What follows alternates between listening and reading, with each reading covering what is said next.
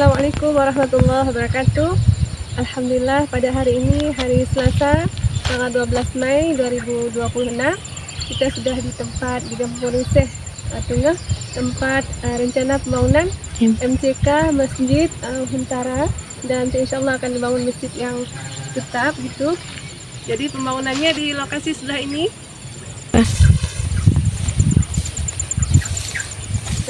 Kaum muslimin donatur yang dimuliakan oleh Allah, ini alhamdulillah pada hari ini dari hari Minggu sudah dikerjakan oleh tukang. Ini sudah pancang-pancang untuk dasar. Ini papan-papan balok ini akan digunakan untuk sebagai dasar pembangunan masjid. Di sini udah akan ditimbun setinggi pelang-pelang kayu ini, akan ditimbun dulu sehingga akan dibuat pancang-pancang untuk dasar-dasar pembangunan alas pertama MCK seperti itu. Ini tingginya untuk alas saja sekitar 1,5 meter kira-kira. 2 meter, 2 meter ya, sekitar 2 meter. Itu untuk dasarnya aja seperti itu.